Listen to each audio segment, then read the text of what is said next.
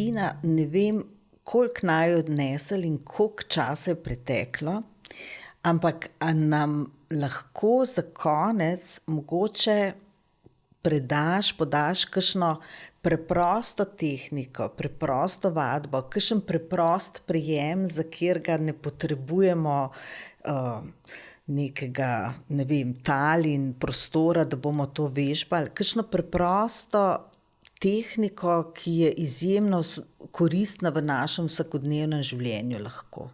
Pa ki jo lahko izvajamo kjerkoli, tudi v pisarnah.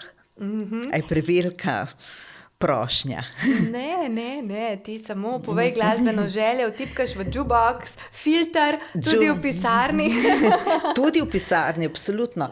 Zato, ker recimo jaz sem prav pač, ko sem še, zdaj sem na svobodi, ne samo, kako se temu reče, samostojni kulturni delavec, ampak nekdaj, ko sem bila v kolektivu, ne, na delu, je bil velik kolektiv, sem pač si pripravila par takih prijemov, da niso bili čudaški, ker noben ni vedel, kaj delam. In sem se odklopila samo za par minut, toliko, da se mi sistem regeneriral. Ne.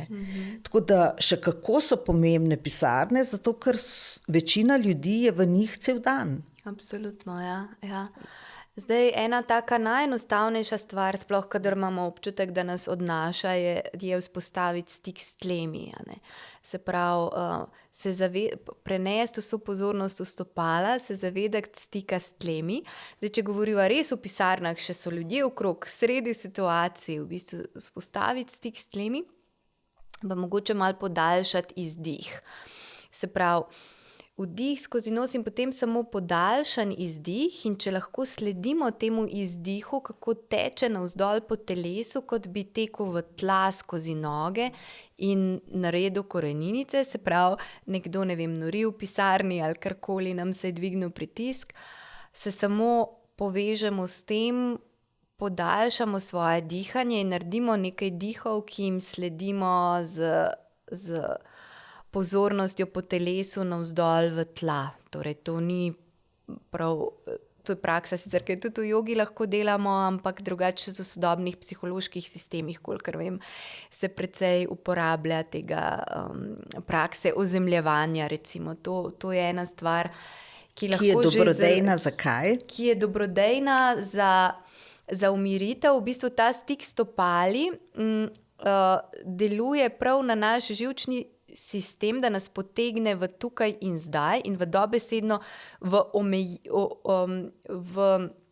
zavedanje, v ozemljitev, v zavedanje tega, da imamo trdna tla pod nogami, ker ponavadi se zgodi takrat, kadar smo recimo sploh v eni jezi, tesnobnosti, nekem takem čustvu, začnemo izgubljati stik s telesom, vse, kad bi šlo vse v glavo, vrtijo se nam v glavi neki filmi in neke misli naokrog letijo. Ne vem, je tvoja izkušnja tudi taka, ne? In v bistvu to, da se dih postane zelo plitek, takrat začnemo v stresu plitko dihati in občutek imamo, da moramo hitro impulzivno nekaj reagirati in takrat se lahko zelo razni obrambni vzorci pojavijo v nas, kakršnikoli že so, ki niso nujno najboljši odziv v tisto situacijo. Tako da, če si samo uspemo vzeti nekaj trenutkov, da se povežemo s telesom, s tlemi, z dihom in da potem ne nujno reagiramo impulzivno na tisto, kar je pred nami, ampak z malce več modrosti, z malce več presoje tega, kaj si jaz želim storiti, posredovati, izraziti v tej situaciji. Seveda pa, kot veva obe, je to dostikrat v teh stresnih situacijah zelo težko in žal ne gre, če nimamo vsakodnevno neke prakse. Se pravi, jaz tudi opazim, da če recimo zjutraj imam svojo prakso, potem preko dneva se na to spomnim in se lahko ozemljim, če pa nimam, pa veliko težje, ne? Tako da res je blagodejno to, če imamo v dnevu neko tako prakso, ki nam pomaga, da je potem tudi tokom dne to lažje. Potem je recimo nekaj, kar meni neizmerno pomaga, zdaj pa recimo, da že ni več nikogar okrog nas, ali pa gremo celo na WC za nekaj minut, recimo to, da se samo tresemo fino po celem telesu in nas to trese. Stresemo dobesedno stres iz sebe.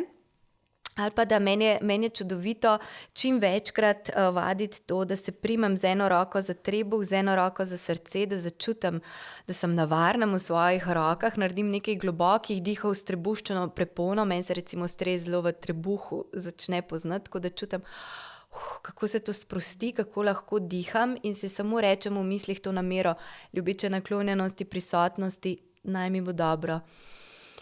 Naj bom zdrava, srečna in mirna in potem še na vse bitje, naj bo vsem dobro, naj bodo vsi zdravi, srečni in mirni in še enkrat nase, naj mi bo dobro, naj bom zdrava, srečna, mirna. In samo recimo samo minutka, 2 tega me poveže s tem. In potem recimo v sami situaciji, če sem pa v situaciji, ko tega ne morem fizično izvesti, si pa predstavljam toplino svojih rok ali pa toplino, kot bi me nekaj objemalo na srcu, na trebuhu, da sem na varnem, v nekem varnem objemu in da čutim ta ljubeči stik in iz tega lahko delujem. In kot rečeno, to ne pomeni delovati na način, ljubeča prisotnost ne pomeni, da bomo delovali na način, da bomo drugim ustrezali, velikokrat pomeni ravno obratno, da bomo znali postaviti veliko bolj zdrave meje.